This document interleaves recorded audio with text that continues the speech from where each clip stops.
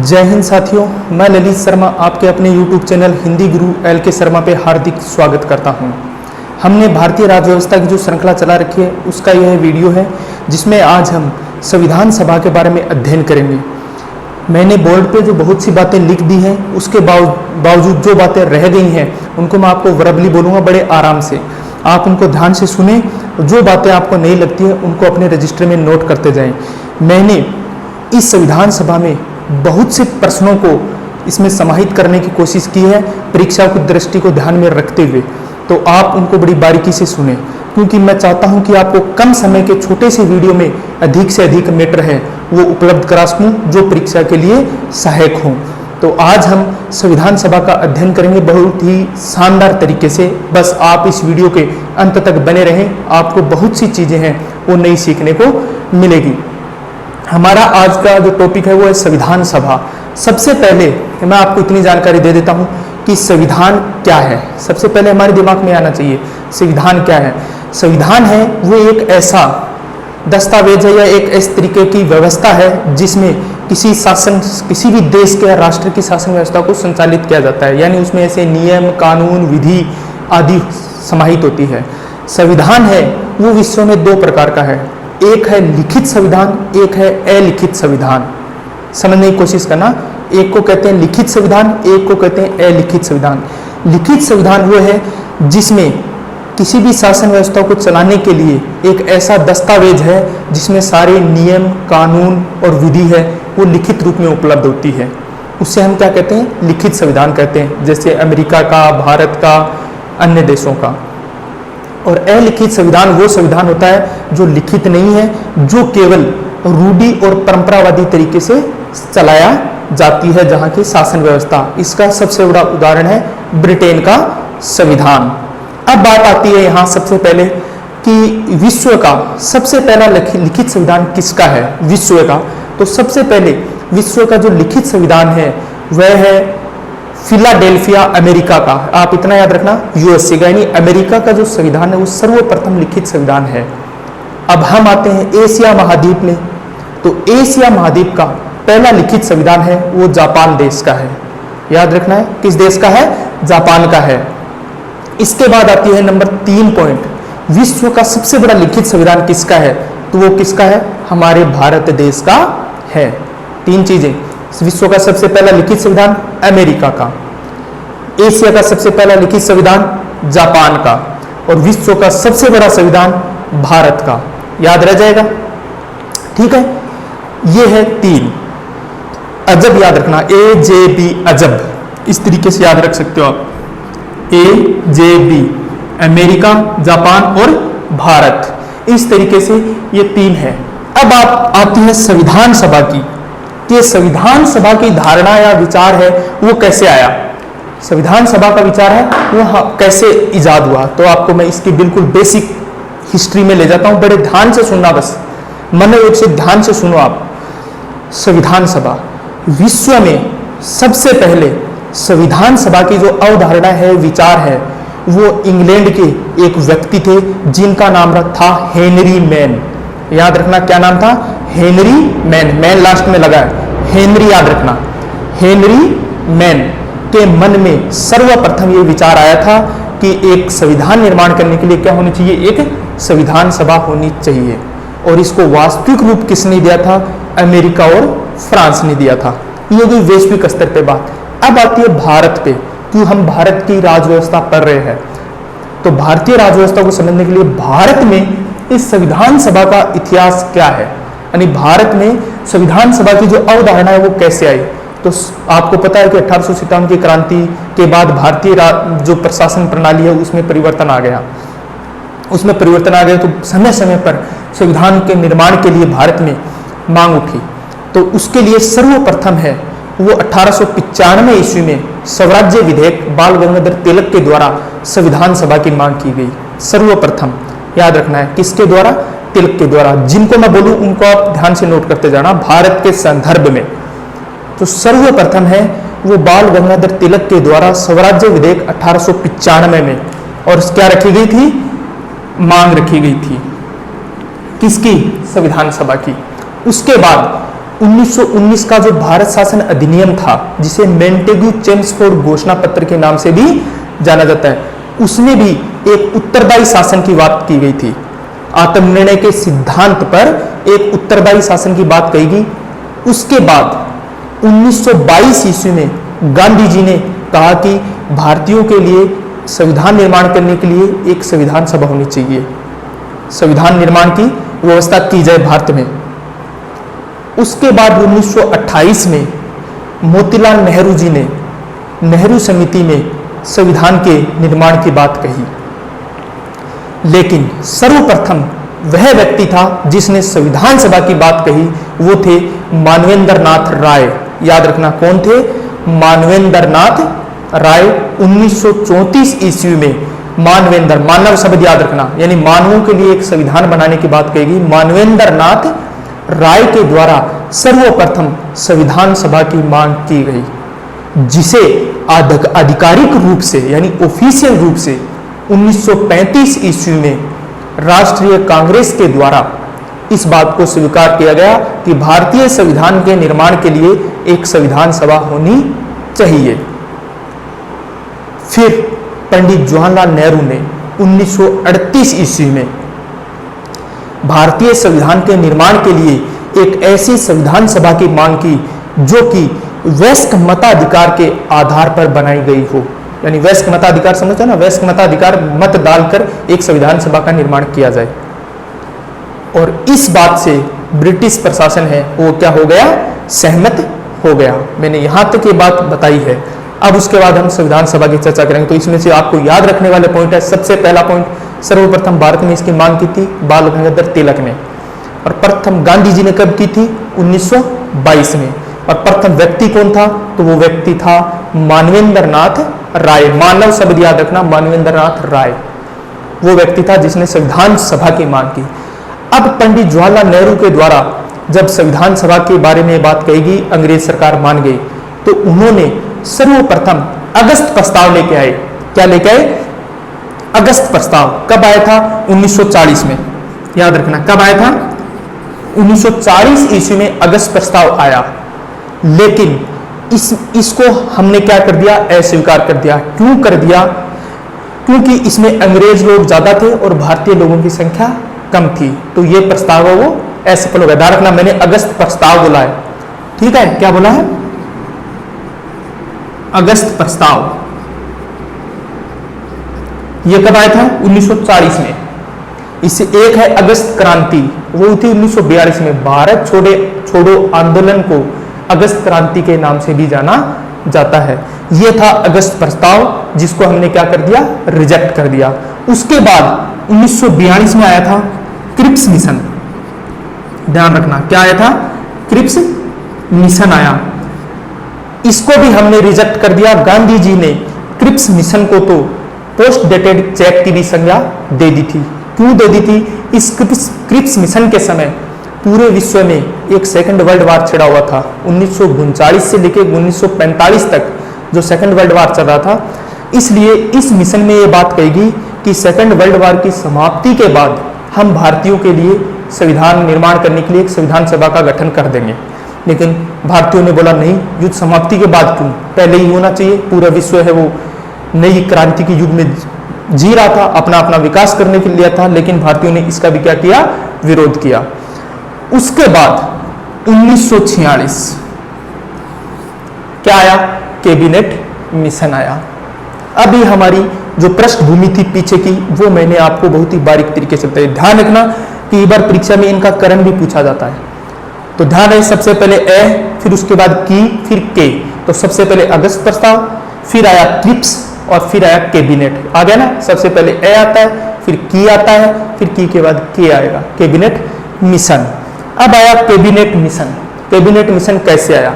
Second world war की समाप्ति के बाद इंग्लैंड में है वो सत्ता का हस्तांतरण हो गया, यानी वहां की जो सरकार थी उसकी जगह जो चुनाव हुए उसमें लेबर पार्टी है वो चुनाव जीत जाती है, और लेबर पार्टी के जो नेता होते हैं एटली, वो वहां के क्या बन जाते हैं? प्रधानमंत्री बन जाते हैं।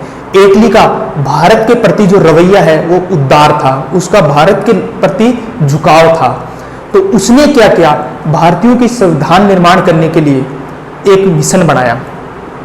वो प्रधानमंत्री बनने के बाद उसने अपने 3 मंत्री, ठीक है, उसने जो कैबिनेट मिशन भेजा उसके 3 मंत्री थे, ठीक है, कौन कौन थे, एबी अलेक्जेंडर, दूसरा स्टेफर्ड क्रिप्स और तीसरा पैट्रिक लॉरेंस। पैट्रिक लॉरेंस भी बोलते हैं लेकिन पैट्रिक लॉरेंस, ये 3 मंत्री थे। किस विभाग के थे, कैबिनेट मंत्री थे। आपको पता है जैसे हमारे देश में भी कैबिनेट मंत्री, राज्य मंत्री, उप मंत्री होते हैं, उसी तरीके से इटली के जो मंत्रिमंडल था उसके कैबिनेट के 3 मंत्री थे। तो इसमें जो एबी अलेक्जेंडर थे वो नौसेना मंत्रालय के मंत्री थे, पैट्रिक लॉरेंस थे वो भारत सचिव थे, और जो क्रिप्स थे वो व्यापारिक मामलों के मंत्री थे। तीनों याद रखना, मैं जो नाम बता रहा हूं वो तीनों किसके थे, व्यापारिक मामलों के मंत्री थे। इन तीनों का एक मंत्रिमंडल बनाया गया। मंत्रिमंडल बनाया, वो किस स्तर के मंत्री थे, कैबिनेट स्तर के मंत्री थे, इसलिए इसको क्या नाम दिया गया, कैबिनेट मिशन नाम दिया गया। याद रखना है, वो कैबिनेट स्तर के मंत्री थे इसलिए इसको क्या बोला गया, कैबिनेट मिशन की संज्ञा दी गई। कितने सदस्य थे इसमें, ये कैबिनेट मिशन बना, ये वहां इंग्लैंड से 14 मार्च 1946 को वहां से रवाना हुआ भारत आने के लिए।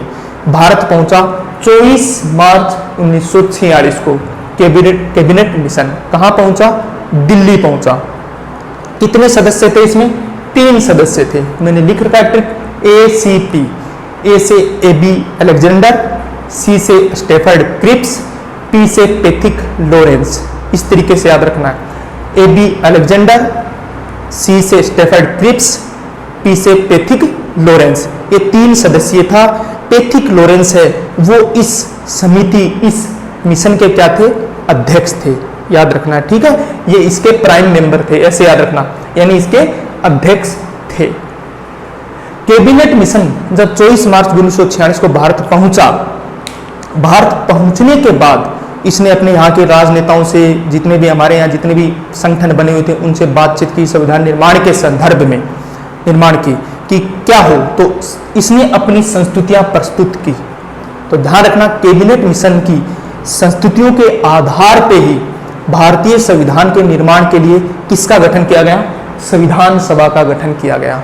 याद रह जाएगा, पूछा जाए संविधान सभा का गठन किसकी संस्तुतियों के आधार पर हुआ, तो वो था कैबिनेट मिशन की संस्तुतियों के आधार पे किया गया। इसका गठन जुलाई 1946 को कर दिया गया। अब बात आई उस संस्तुतियों में ये बात भी शामिल थी कि किस तरीके से इसमें सदस्य संख्या हो, जिस तरीके से हमारे लोकसभा राज्यसभा की सदस्य संख्या निर्धारित होती है वैसे इसकी भी क्या थी, सदस्य संख्या निर्धारित की गई थी। तो वो सदस्य संख्या कैसे निर्धारित करें, उस समय लगभग 1940-45 के आसपास, 46 के आसपास भारत की जनसंख्या लगभग 40 करोड़ के आसपास थी। तो उन्होंने 10 लाख की जनसंख्या पर एक प्रतिनिधि का चुनाव किया। ध्यान रहे, 10:1, 10 लाख की जनसंख्या पर एक प्रतिनिधि का निर्वाचन किया जाएगा। क्या किया जाएगा, 10:1, यानी 10 लाख की जनसंख्या पर एक प्रतिनिधि होगा। अब वो किस तरीके से आएंगे, उनकी सदस्य संख्या कैसे निर्धारित की जाए। भारत उस समय गुलाम देश था, अंग्रेज हमारे ऊपर शासन कर रहे थे, तो उस समय उन्होंने जो सदस्य संख्या निर्धारित की वो कितनी की, 389 सदस्य संख्या याद रखना है। संविधान सभा की सदस्य संख्या कितनी निर्धारित की गई कैबिनेट मिशन के द्वारा, 389। कितनी जनसंख्या पर एक प्रतिनिधि था, 10 लाख की जनसंख्या पर एक प्रतिनिधि था। अब इन 389 सदस्यों को भी कितने भागों में बांट रखा था, 3 भागों में बांट रखा था। मैंने यहाँ 2 लिखा है, समझने की कोशिश करना। कितने भागों में बांट रखा था, 389 कैसे याद रखोगे, 3 लिखा, इसको ऐसे लिखेंगे तो 8 हो जाता है, उसके बाद 9 हो जाता है, ठीक है, यानी 389 सदस्य। किस तरीके से, एक था ब्रिटिश भारत, एक था देसी रियासत। देसी रियासत का मतलब कुछ ऐसे राजा लोग थे जिन्होंने अंग्रेजों की अधीनता स्वीकार नहीं कर रखी थी, वो अपने आप को एक अलग ही देश का मानते थे। तो जो देसी रियासत के राजा थे वहां से कितने सदस्य निर्वाचित होंगे, 93। और जो ब्रिटिश भारत, वहां से कितने सदस्य निर्वाचित होंगे, 296। तो यहां ध्यान रखना, पहली बात सदस्य संख्या 389, ब्रिटिश भारत से कितने सदस्य आने थे, 296, और देशी रियासतों से 93, ये संख्या याद रखना। अब ये जो देशी रियासत से जो सदस्य आने थे ये निर्वाचन के आधार पर नहीं आने थे, बल्कि मनोनीत किए जाने थे। यानी ये देसी जो राजा लोग थे, ये अपने एक एक प्रतिनिधि भेजने थे। तो वो ये तो मनोनीत थे और ये थे निर्वाचित। याद रखना है, क्या थे? निर्वाचित। ब्रिटिश भारत का मतलब क्या है, समझने की कोशिश करना। ब्रिटिश भारत में इसके भी दो भाग है। एक चीफ कमिश्नरी क्षेत्र भी थे। हमारे देश में 4 कमिश्नर क्षेत्र थे। 296 में से 4 घटाते हैं 292। ठीक है, तो ध्यान रखना, ब्रिटिश भारत उस भारत को बोलते हैं जहां अंग्रेजों ने विजय हुए थे, युद्ध जीत के जहां अपना शासन संचालन कर रहे थे, वो ब्रिटिश भारत था। इसको भारत के नक्शे में लाल कलर से दिखाया जाता था। किस कलर से? लाल कलर से। और देशी रियासतों को भारत के मानचित्र पर पीले कलर से दिखाया जाता था, यानी येलो कलर में दिखाया जाता था। दोनों पॉइंट याद रखना। ब्रिटिश भारत को भारत के मानचित्र पर रेड कलर से दिखाया जाता था, जबकि देशी रियासतों को येलो कलर में दिखाया जाता था। इस ब्रिटिश भारत का जो चुनाव है वो किस तरीके से होना था? सांप्रदायिक आधार पे। आपको पता है सांप्रदायिक निर्वाचन की जो बीज है वो 1909 के मार्ले मिंटो सुधार अधिनियम से ही भारत में पड़ गए थे। सांप्रदायिक आधार पे 3 प्रकार के वर्ग बने हुए थे, एक सामान्य कैटेगरी, एक मुस्लिम और एक सिख। ध्यान रखना, सामान्य, मुस्लिम और सिख, इसी आधार पर यह चुनाव, इनका निर्वाचन होना था। 296 सदस्यों का चुनाव होना था सांप्रदायिक आधार पर। किस तरीके से प्रांतीय विधानमंडलों के निर्वाचित जो सदस्य थे वो अप्रत्यक्ष रूप से निर्वाचित होकर आने थे। ध्यान रखना, संविधान सभा का चुनाव वो अप्रत्यक्ष रूप से हुआ था। अब 4 जो कमिश्नरी क्षेत्र थे, 4 कमिश्नरी क्षेत्र, देखो ब्रिटिश भारत पे जो ब्रिटिश प्रांत जो थे उनमें शासन करता, उनका शासन संचालन करता था गवर्नर, जबकि जो 4 चीफ कमिश्नरी प्रांत हुआ करते थे उनका शासन संचालन करते थे AGG, agent of governor general. ध्यान रखना है, एजेंट ऑफ गवर्नर जनरल। जिस तरीके से वर्तमान भारत में 8 केंद्र शासित प्रदेश है, उस समय 4 चीफ कमिश्नरी प्रांत हुआ करते थे। वो कौन से थे? ये उसका फॉर्मूला है, ए, बी, सी और डी। पूरे भारत में सिर्फ 4 कमिश्नरी प्रांत थे। ए का मतलब अजमेर मेरवाड़ा, याद रख जाएगा। ए का मतलब अजमेर मेरवाड़ा जो राजस्थान में था। बी का मतलब बलूचिस्तान, बी का मतलब बलूचिस्तान जो पाकिस्तान में है। सी का मतलब कुर्ग, सी का मतलब कुर्ग जो कर्नाटक में है। और डी का मतलब दिल्ली। इस तरीके से 4 चीफ कमिश्नरी प्रांत थे जहां एजीजी बैठा करता था और वो शासन संचालन किया करता था। अजमेर मेरवाड़ा, बी से बलूचिस्तान, सी से मतलब कुर्ग और डी से मतलब दिल्ली। इस तरीके से 4 थे। परीक्षा में प्रश्न पूछा जा सकता है। यहां तक हो गया। अब सर्वप्रथम जो चुनाव है वो चुनाव हुए जुलाई अगस्त में 1946 में।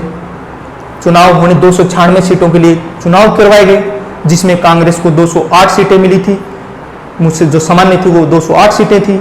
मुस्लिम लीग को है वो 73 सीटें मिली, अन्य को 15 सीटें मिली। ये इतना इंपॉर्टेंट नहीं है, ध्यान रखना। चुनाव हुए। अब संविधान सभा की जो पहली बैठक है वो कब हुई? 9 दिसंबर 1946 को पहली बैठक की गई। ध्यान रखना, कब की गई? संविधान सभा की पहली बैठक। यहां तक मेरे ख्याल से आपको समझ में आ चुका होगा। यदि आपको ये पॉइंट अच्छे से क्लियर हो रहे हैं, उनको बड़े तसल्ली से बार बार रिवाइज करोगे, मैं बता रहा हूं क्लास में आपके याद हो जाएंगे। अगर आपको क्लास पसंद आ रही है, तो मैं आपके लिए इतना प्रयास कर रहा हूं, तो आपकी ड्यूटी बनती है कि क्लास को लाइक और शेयर, और जो चैनल पे नए हैं वो चैनल को सब्सक्राइब जरूर करें। नेक्स्ट 9 दिसंबर 1946 को संविधान सभा की प्रथम बैठक आयोजित होती है। कौन सी बैठक? प्रथम बैठक। अब बैठक आई। बैठक होने के बाद क्या हुआ? इस बैठक में सदस्य निर्वाचित जो अध्यक्ष होता है, इस बैठक का संचालन कौन करेगा, तो वो उसका मनोनयन नहीं हो पाया। तो इसलिए हमने भी जिस तरीके से फ्रांस में क्या है कि अगर वहां के सदस्य का चुनाव नहीं कर पाते हैं तो वहां जो वरिष्ठ सदस्य होता है उसको अध्यक्ष बना दिया जाता है, शासन मतलब संचालन, उस मंडल का संचालन करने के लिए। तो इस संविधान सभा की जो प्रथम बैठक हुई उसको संचालन करने के लिए डॉक्टर सच्चिदानंद सिन्हा को, जो कि सबसे बुजुर्ग सदस्य थे उस संविधान सभा में, उनको इस संविधान सभा का अध्यक्ष निर्वाचित कर लिया जाता है। ठीक है, लेकिन वो किस प्रकार के अध्यक्ष थे? अस्थायी अध्यक्ष थे। 9 दिसंबर 1946 की एसएस का मतलब संविधान सभा की जो प्रथम बैठक हुई, इसका मुस्लिम लीग ने क्या किया था? बहिष्कार किया था। इसने बहिष्कार किया और देशीय रियासतें भी इसमें लगभग शामिल नहीं हुई थी। हैदराबाद रियासत है वो भी शामिल नहीं हुई थी। इसमें कुल 207 सदस्यों ने भाग लिया था इस बैठक में, जिसमें महिलाएं कितनी थी? 9 थी। ध्यान रखना 2 और 7 प्रथम बैठक में, मैं सिर्फ इस चीज का ध्यान रखना, प्रथम बैठक जो 9 दिसंबर को हुई थी, इसमें महिलाएं सदस्य कितनी थी? 9। तो याद रखना 207 सदस्य थे, 7 और 2 जोड़ते 9 महिलाएं भाग लिया। इस मीटिंग में, इस सभा में जो असफल रही, इसके लिए चर्चिल ने, इसका वाक्य याद रखना, इस चर्चिल ने यहां बोला कि संविधान सभा की बैठक ऐसे लग रही है जिस तरीके से एक विवाह की जो दुल्हन है वो भी गायब है, क्योंकि मुस्लिम लीग ने इसका क्या किया था? बहिष्कार किया था। इसलिए उसने मुस्लिम लीग को क्या दे दी? दुल्हन की संज्ञा दे दी। यानी संविधान सभा की बैठक ऐसे लग रही है कि इस सभा की दुल्हन, इस विवाह की दुल्हन है वो भी गायब है। इस कथन को याद रखना। 9 दिसंबर के ठीक 2 दिन बाद 11 दिसंबर 1946 को डॉक्टर राजेंद्र प्रसाद को अध्यक्ष और हरीश चंद्र मुखर्जी, HC मुखर्जी को उपाध्यक्ष निर्वाचित कर लिया जाता है। याद रखना ये स्थायी है, ये अस्थायी थे, ये स्थायी है, दोनों जो लास्ट तक रहेंगे। डॉक्टर राजेंद्र प्रसाद को अध्यक्ष और HC मुखर्जी या हरीश चंद्र मुखर्जी को उपाध्यक्ष के रूप में निर्वाचित कर लिया जाता है। ध्यान रखना संविधान सभा है वो 2 तरीके से काम करती है। मैं जो यहां बता रहा हूं उस चीज पे गौर करना। पहला काम संविधान सभा का काम था देश का संविधान का निर्माण करना। तो इस निर्माण करने के लिए जिसे अध्यक्ष निर्वाचित किया गया था वो थे डॉक्टर राजेंद्र प्रसाद। दूसरा संविधान सभा का काम था संसदीय प्रणाली से शासन व्यवस्था संचालित करना, यानी संसदीय कार्य भी वो कर रही थी, जिसके अध्यक्ष कौन थे? GV मावलकर, जो प्रथम लोकसभा के अध्यक्ष थे, गणेश वासुदेव मावलकर। तो GV मावलकर है वो संसदीय प्रणाली के अध्यक्ष थे, और जो संविधान का निर्माण करने वाले के अध्यक्ष कौन थे? डॉक्टर राजेंद्र प्रसाद। इसके ठीक 2 दिन बाद 13 दिसंबर है, याद रखना क्या है? 13 दिसंबर, 9 दिसंबर, 11 दिसंबर और 13 दिसंबर। 13 दिसंबर 1946 को पंडित जवाहरलाल नेहरू के द्वारा उद्देश्य प्रस्ताव है वो प्रस्तुत किए जाते हैं। वो क्या जाते हैं? प्रस्तुत किए जाते हैं। उद्देश्य प्रस्ताव क्या है? इसकी बातें, चारों बातें आप याद रखना जो मैं बताते जा रहा हूं। उद्देश्य प्रस्ताव हमारे भावी संविधान की रूपरेखा, उसकी प्रकृति और स्वरूप को प्रस्तुत करते हैं। नंबर 2, इसमें याद रखने वाली बात, उद्देश्य प्रस्ताव किसने प्रस्तुत किए? तो पंडित जवाहरलाल नेहरू ने। कब किए? 13 दिसंबर 1946 को।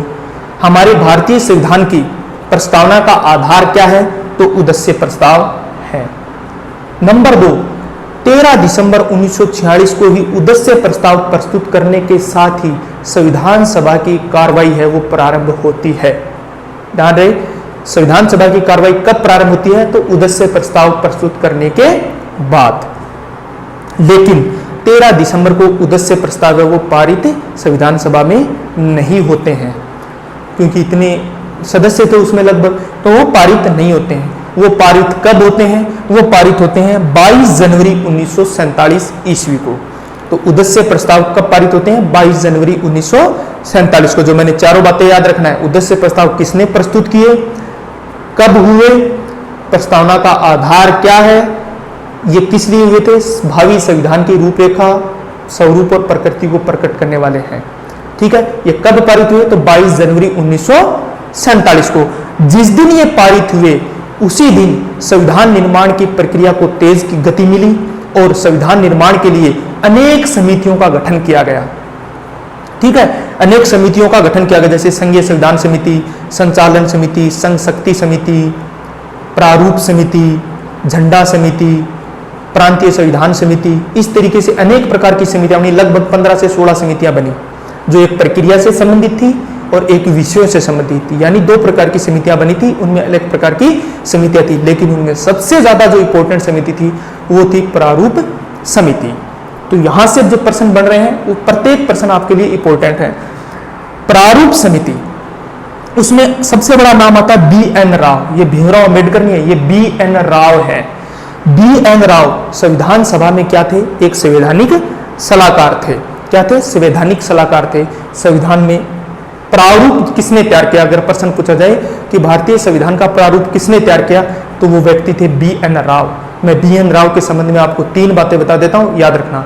बी.एन. राव संविधान सभा के सदस्य नहीं थे, बल्कि क्या थे? संवैधानिक सलाहकार थे। भारतीय संविधान का प्रारूप किसने तैयार किया? बी.एन. राव ने। भारत के प्रथम व्यक्ति हैं जो अंतर्राष्ट्रीय न्यायालय में क्या थे? जज थे।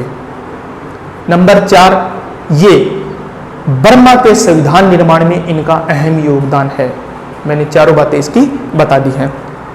अब हमारा जो संविधान है उसका प्रारूप तैयार कर दिया इन्होंने, लेकिन जो प्रारूप समिति है उसका गठन, अभी प्रारूप समिति पे हम आ रहे हैं। प्रारूप समिति जिसे पांडु लेखन समिति भी कहते हैं, शायद हो सकता है कई लोगों ने पहली बार, कई बच्चों ने इसका पहली बार नाम सुना हो। प्रारूप समिति, ड्राफ्टिंग कमेटी या पांडु लेखन समिति के नाम से भी प्रारूप समिति को जाना जाता है। इसका गठन कब किया गया? 29 अगस्त 1947 को, यानी भारत आजादी के बाद। तो यहां एक चीज ध्यान में रखना, उस समय जब इन्होंने बहिष्कार किया था, मुस्लिम लीग ने किस लिए बहिष्कार किया था? ये पाकिस्तान के लिए मांग कर रहे थे, पाकिस्तान देश के अलग से मांग कर रहे थे, प्लस अपना एक संविधान सभा अलग से बनाने की बात कर रहे थे। तो इन्होंने 15 अगस्त 1947 को भारत का विभाजन हो गया। तो जो 389 सदस्य संख्या थी वो घट के हमारी कितनी हो गई? 299 हो गई। याद रखना, ठीक है, 299 हो गई थी। तो आजादी से पहले डॉक्टर भीमराव अंबेडकर है, वो मुंबई से चुनाव लड़े थे, लेकिन वहां से चुनाव हार गए। फिर उन्होंने मुस्लिम लीग की में जाकर बंगाल से चुनाव लड़ा, जहां जालूर खुलना नामक एक जगह थी, वहां से वो चुनाव लड़के संविधान सभा में आए थे। लेकिन आजादी के बाद वह स्थान ईस्ट बंगाल में पड़ता था, जिसे हम पूर्वी पाकिस्तान कहते थे, वर्तमान में वो बांग्लादेश बन गया है। वो वहां चला गया और वो भीमराव अंबेडकर हैं, वो क्या हो गए? खाली हो गई सीट। अब बी.एन. राव ने ये बात बोली कि डॉक्टर भीमराव अंबेडकर के बगैर है वो संविधान का निर्माण है वो नहीं किया जा सकता, तो उनको संविधान में लाना जरूरी है। तो डॉक्टर राजेंद्र प्रसाद ने पत्र लिखा, किसको? मुंबई के प्रधानमंत्री को। उस समय वहां पीएम हुआ करते थे बीजी खेर, उनको पत्र लिखा। तो बीजी खेर ने एम.आर. जयकर को, जो कि पूना से संविधान सभा में निर्वाचित थे, उनकी सीट खाली करवाई और मुंबई से फिर डॉक्टर भीमराव अंबेडकर है वो संविधान सभा में आए। यदि परीक्षा में प्रश्न पूछा जाए कि डॉक्टर भीमराव अंबेडकर कहाँ से चुनाव जीते थे, तो याद रखना, लिखना मुंबई और बांग्लादेश, बंगाल यदि साथ में हो तो मुंबई ही उत्तर देना है। किसकी जगह आए थे? ये एम.आर. जयकर के स्थान पे सीट खाली कराई गई थी। तो प्रारूप समिति का गठन किया गया, सबसे इंपॉर्टेंट समिति है। इसके तीनों नाम मैंने आपको बता दिए, प्रारूप समिति, पांडु लेखन समिति और ड्राफ्टिंग कमेटी। इसके गठन हुआ 29 अगस्त 1947 को। इसके कुल सदस्य कितने थे? 7 थे। कितने थे? 7 सदस्य थे। अध्यक्ष को मिलाकर, अध्यक्ष कौन थे प्रारूप समिति के? डॉक्टर भीमराव अंबेडकर। कौन थे? डॉक्टर भीमराव अंबेडकर इसके अध्यक्ष थे। 7 सदस्यों के नाम आपको याद रखने हैं, तो ध्यान रखना। इसमें से 5 नाम है वो कृष्ण के पर्यायवाची से रिलेटेड है, आप पढ़ोगे तो याद हो जाएंगे। टी.टी. कृष्णाचार्य है, कृष्णा स्वामी है, अय्यर जो कृष्ण अल्लादी स्वामी है, माधव राय है, इस तरीके से आप गोपाल राय, इस तरीके से एन गोपाल स्वामी है। तो कृष्ण के पर्यायवाची हैं 5, याद करने में सरलता होगी आपको। 5 वो हो गए, एक डॉक्टर भीमराव अंबेडकर 6 हो गए, और एक है सैयद मोहम्मदुल्लाह सादुल्लाह थे, मोहम्मद सादुल्लाह थे। इस तरीके से 7 इसके सदस्य हैं। इस तरीके से याद करना है। कृष्ण के 5 पर्यायवाची, माधव है, गोपाल है, कृष्णाचार्य है, टी.टी. कृष्णाचार्य है, इस तरीके से याद कर लेना उनको। ये 7 सदस्य हैं। डॉक्टर भीमराव प्रारूप समिति का काम क्या था? जो बी.एन. राव द्वारा प्रारूप तैयार किया गया था उसके ऊपर विचार विमर्श करना। ध्यान रखना है। प्रारूप समिति का काम था जो तैयार प्रारूप था उसके ऊपर क्या करना था, विचार विमर्श करना था। इस तरीके से डॉक्टर भीमराव अम्बेडकर इसके अध्यक्ष थे। इसके ऊपर उन्होंने विचार विमर्श कर 4 नवंबर भीमराव अम्बेडकर हैं, उन्होंने प्रारूप समिति का जो प्रारूप तैयार कर विचार विमर्श करने के बाद संविधान सभा के सामने रखा नवंबर 1949 के आसपास।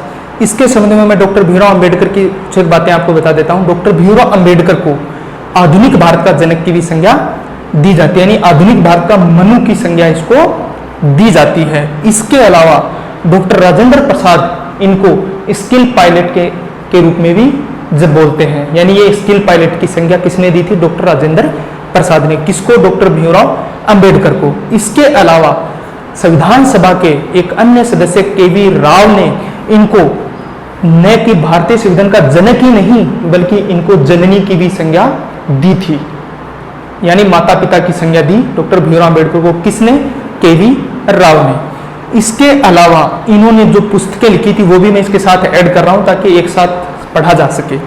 हिंदू धर्म की पहेलियां और पाक पर विचार, यानी पाकिस्तान पर विचार, यह पुस्तक उन्होंने 1940 में लिखी थी। अब आप देख लो 1940 में उन्होंने बता दिया था कि पाकिस्तान है वो भारत से अलग होगा। तो इस तरीके से प्रारूप समिति के सबसे इंपॉर्टेंट है, इस पे आपको ध्यान रखना है। इसका गठन कब हुआ, इसमें कुल कितने सदस्य थे, अध्यक्ष कौन था और कौन कौन इसके मेंबर हैं। इसके बाद संविधान सभा के जो महत्वपूर्ण तथ्य हैं उसको हम जानते हैं। संविधान सभा को बनने में, संविधान निर्माण होने में कुल समय लगा था 2 वर्ष 11 माह 18 दिन। ठीक है, कुल पैसे खर्च हुए थे, लगभग रुपए खर्च हुए थे 64 लाख रुपए। संविधान सभा के ऊपर 3 वाचन हुए थे। ध्यान रखना, वाचन में 3 अक्षर है तो 3 ही वाचन हुए थे। जो अंतिम वाचन था उसमें संविधान को अंगीकृत, अधिनियमित और आत्मार्पित कर लिया गया क्योंकि वो बनकर पूर्ण रूप से तैयार हो चुका था। संविधान सभा के कुल कितने अधिवेशन हुए, तो बहुत सी किताबों में 11 दे रखे हैं, लेकिन कुल अधिवेशन है, मैं जो लिखवा रहा हूँ बिल्कुल फैक्ट है, कुल अधिवेशन हुए थे 12। अंतिम अधिवेशन कब हुआ था, 24 जनवरी 1950 को। 26 नवंबर 1949 को जब संविधान का अंतिम वाचन था और उसी दिन संविधान को अंगीकृत किया गया था, यानी आत्मार्पित कर लिया गया, तो उस दिन कुछ अनुच्छेदों को उसी दिन आंशिक रूप से अपना लिया गया संविधान में, इसलिए मैंने आंशिक रूप लिखा है। एक होता है पूर्ण रूप से अपनाया गया था जिस दिन संविधान लागू हुआ 26 जनवरी 1950 को। आंशिक रूप से अपना लिया गया जिसमें 16 अनुच्छेद थे, बहुत सी किताबों में 15 दे रखे हैं, वो गलत हैं। पूरे के पूरे कितने थे, 16, याद रखना। उसी दिन संविधान के ऊपर हस्ताक्षर किए गए, जब सब कुछ अंगीकृत कर लिया गया तो हस्ताक्षर किए गए। तो कुल कितने सदस्यों ने हस्ताक्षर किए, तो 284 सदस्यों ने हस्ताक्षर किए, जिनमें पहला व्यक्ति था पंडित जवाहरलाल नेहरू और अंतिम व्यक्ति था डॉक्टर राजेंद्र प्रसाद। याद रखना है, पहला व्यक्ति पंडित जवाहरलाल नेहरू और अंतिम व्यक्ति डॉक्टर राजेंद्र प्रसाद। कुल कितने सदस्यों ने हस्ताक्षर किए, तो 284 सदस्यों ने हस्ताक्षर किए। संविधान सभा में कुल कितनी महिलाएं थी, 15 थी। यदि प्रश्न ऐसे पूछा जाए प्रथम बैठक में कितनी महिलाएं थी, तो 9, और कुल महिलाएं पूछी जाए तो 15, जिसमें एकमात्र मुस्लिम महिला थी बेगम एजाज रसूल। जो संविधान का जो शीर्षक था संविधान निर्माण के समय, जिस तरीके से मैंने शीर्षक देखा है संविधान सभा आज के टॉपिक का, वैसे ही संविधान निर्माण के समय इसका क्या शीर्षक था, वो शीर्षक था भारत का संविधान। इसका उल्लेख भारतीय संविधान के अनुच्छेद 393 में किया गया है। किसमें किया गया है, 393 में। भारतीय शासन अधिनियम 1935 और 1947 इसको संविधान के अनुच्छेद 395 के तहत समाप्त कर दिया गया। यदि परीक्षा में प्रश्न पूछा जाए भारत शासन अधिनियम 1935 और भारत शासन अधिनियम 1947 को किस अनुच्छेद के तहत समाप्त किया गया, तो अंतिम अनुच्छेद था 395 और भारतीय संविधान में कुल कितने अनुच्छेद है, 395। इसके अलावा जब भारत पाकिस्तान का विभाजन हो गया तो जो हमारी सदस्य संख्या उससे पूर्व 389 थी, तो वो घट के कितनी हो गई, 299। 31 दिसंबर 1947 को जब उसका पुनर्गठन किया गया तब कुल सदस्य संख्या निर्धारित की गई 299, जिसमें से 229 ब्रिटिश प्रांत के जो देश थे हमारा आजाद हो गया था और 70 देशी रियासतों के सदस्य थे। अनुच्छेद 394 में ये पूर्ण रूप से उल्लेख है कि भारतीय संविधान जब आंशिक रूप से लागू होगा तो 16 अनुच्छेदों को उसमें समाहित किया गया, जिसमें आपातकाल से संबंधित, नागरिकता से संबंधित, अंतरिम राष्ट्रपति से संबंधित, इन सब का उल्लेख उसमें किया गया है। तो वो 394 में उसका उल्लेख है। यह उल्लेख है कि इतने अनुच्छेद अब शामिल किए जाएंगे और बाकी बचा हुआ जो संविधान है वो 26 जनवरी 1950 को लागू किया जाएगा। इसका उल्लेख भारतीय संविधान के अनुच्छेद 394 में है। इसके साथ ही यह भी वर्णन है कि 15 अगस्त 1947 से 26 जनवरी 1950 ईस्वी के जो भारत का जो शासन संचालन है वह संविधान सभा एक अंतरिम संसद के रूप में भारत शासन अधिनियम 1935 के द्वारा संचालित की जाएगी। इस दौरान की समय अवधि के भारत को डोमिनियन स्टेट के नाम से जाना जाता है। इस चीज का आप ध्यान रखें। इसके अलावा अंतरिम राष्ट्रपति की व्यवस्था भी उस समय की गई थी। डॉक्टर राजेंद्र प्रसाद भारत के प्रथम राष्ट्रपति चुने गए थे, तो उसका जिक्र संविधान के अनुच्छेद 380 में किया गया है, जिसको अब वर्तमान में समाप्त कर दिया गया है। इस तरीके से 26 जनवरी 1950 को जब संपूर्ण देश में संविधान लागू हो गया, इस तरीके से हमारा संविधान सभा है, इसका मैंने आपको इसके ऐतिहासिक पृष्ठभूमि के साथ अद्यतन तक मैंने आपको समझाने का प्रयास किया है। मैं उम्मीद करता हूँ यह क्लास आपको पसंद आई होगी। आप क्लास को ज़्यादा से ज़्यादा शेयर करें, लाइक करें और सब्सक्राइब करें। और कोई अगर नेक्स्ट आपका कोई सजेशन हो तो आप कमेंट बॉक्स में ज़रूर बताएं। आज के लिए बस इतना ही। अब मुझे अनुमति दीजिए। हंसते रहें, मुस्कुराते रहें, पढ़ते रहें। जय हिंद।